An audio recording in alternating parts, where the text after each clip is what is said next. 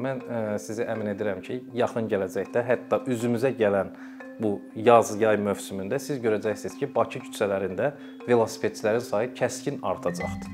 Çünki bu sıxlıq, hal-hazırda Bakı küçələrində baş verən sıxlıq əksər insanları məcbur edəcək ki, mən o məsafələri necə rahat qət edeyim.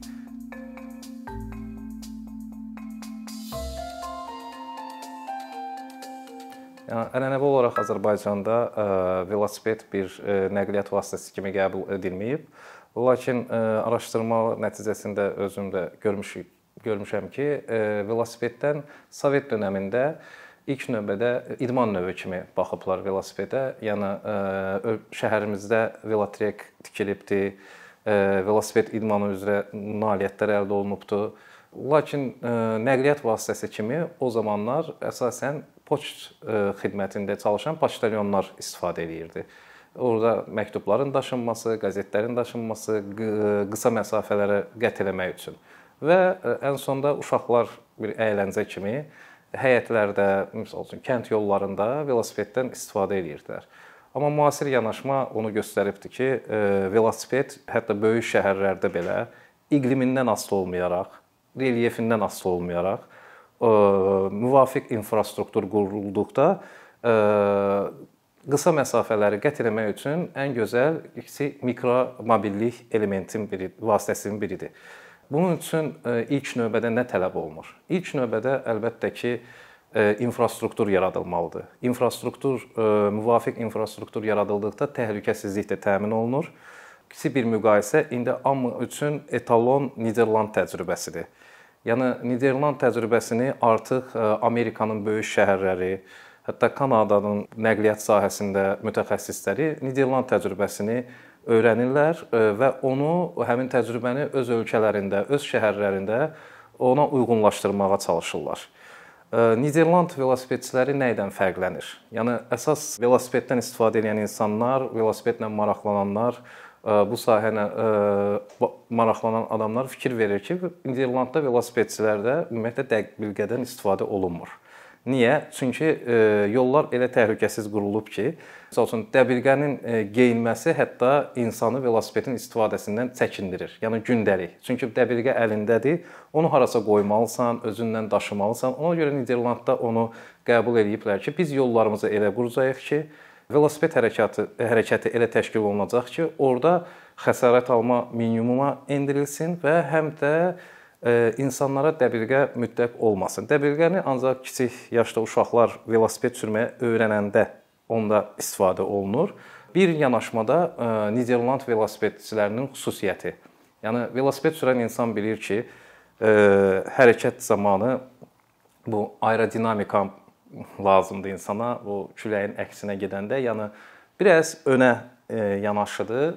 Bakı küçələrində də velokuryerləri də görsək ki, onlar həmin belə deyək, oturuş qaydasına riayət edirlər, amma Niderland velosipedçilərinə fikir verdikdə hamısı dik oturub və velosipedin dizaynı da elədir ki, yəni əyilməyə ehtiyac yoxdur, dik idarə edirlər.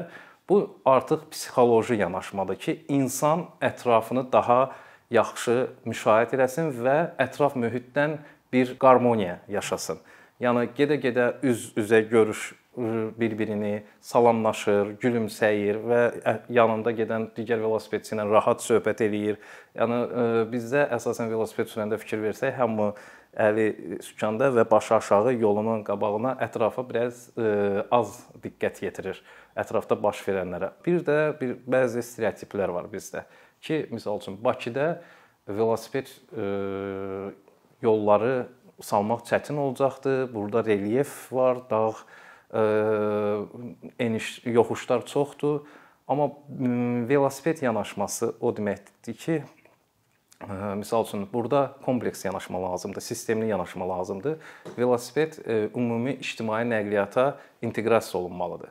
Misal üçün 28 may metrosu orada dəmir yolu vağzalı da var. Bu dayanıqlı şəhərlərin mobillik planı var. Orada velosipedin inteqrasiyası multimodal nəqliyyat sisteminin qurulmasından söhbət gedir.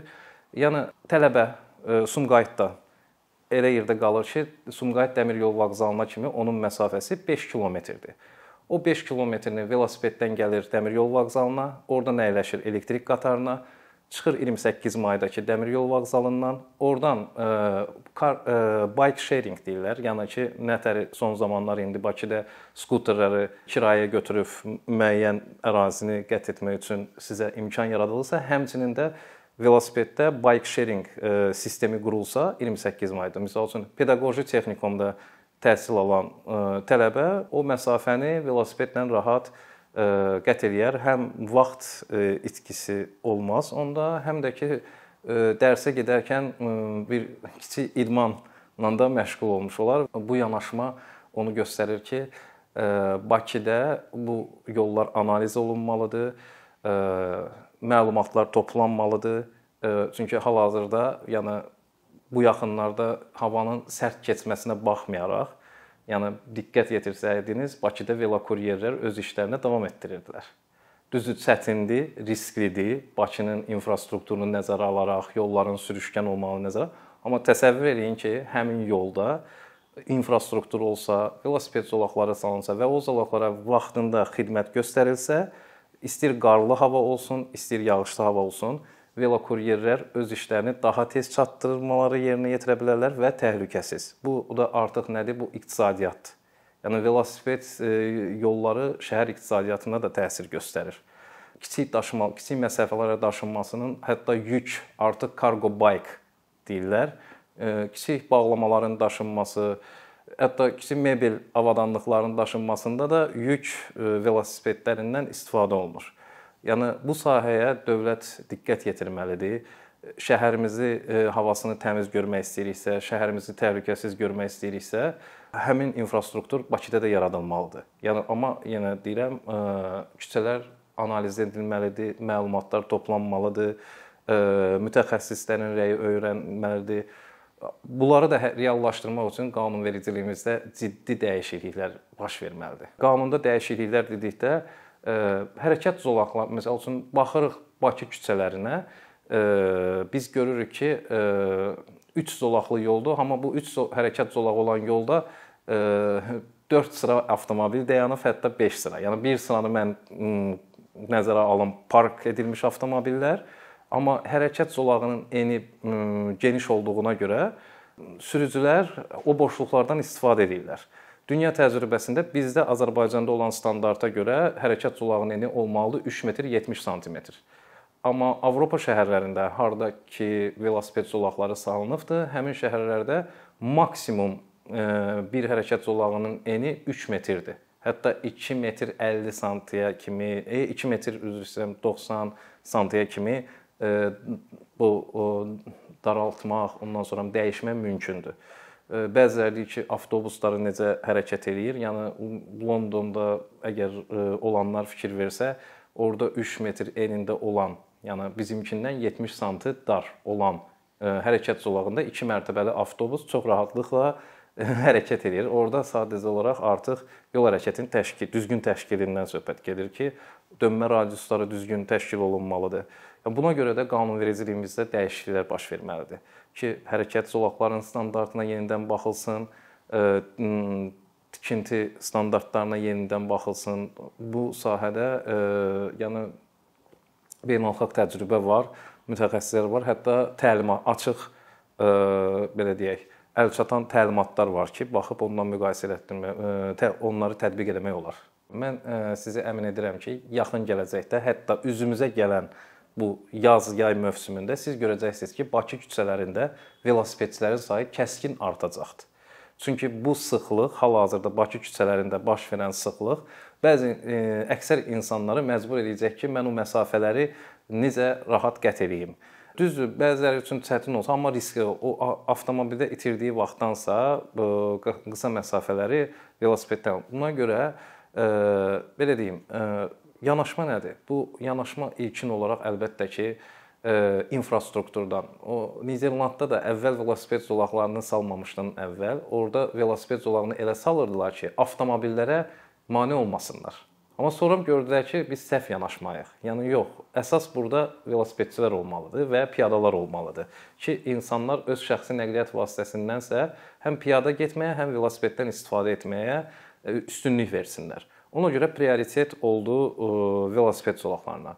O ki qaldı bizdə Bakıda bu nətər təbliğ olunacaq. Əlbəttə bu hətta bizim yəni Təhsil Nazirliyində üstünə öhdəlik düşür ki, orta məktəblərimizdə simvolik olaraq velosipedçi sertifikatı verirlər. Onlar təlim keçməlidirlər uşaqlar. Hətta yol hərəkəti haqqında qaydalardan imtahan verirlər. Ən kiçik yaşlarda kiçik piyada şəhadətnaməsi verilir. Sonra 12-14 yaş arası uşaqlara artıq velosipeddən istifadə qaydaları öyrədilir və onları şəhərdə velosipeddən idarə edilməsi öyrədilir və bu haqqda da onlar imtahan verirlər. Yəni bunu bizim təhsilimizdən başlamalıyıq. İnfrastruktur bəli öz yerində. Niderlandda niyə avtomobil sayı, adam başına düşən avtomobil sayı Azərbaycandan dəfələrlə çoxdur. Bizdə 1000 nəfərə 149 avtomobil düşürsə, düzdür, onun 70 Azərbaycanda olan avtomobil sayının 70%-i Bakıda cəmləşir. Amma Niderlandda bu artıq 1000 nəfərin 500-600 arası.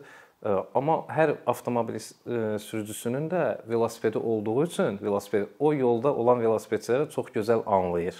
Bilir ki, qəfil qapını açmalı deyil və düzdür, yollar elə layihələndiribdir ki, orada bu risk orada minimuma endirilibdir ki, sürücü və yaxud da sərnişin avtomobilin qapısını qəfil açsa, ona dəymə ola bilər, o qəza baş verə bilər velosiped, amma orada o minimuma endirilib. Yenə də hər bir avtomobilist, hər bir sürücünün velosipedi olduğuna görə, özü həm də velosipeddən istifadə etdiyinə görə o yolda velosipedin istənilən hərəkətini artıq bilir.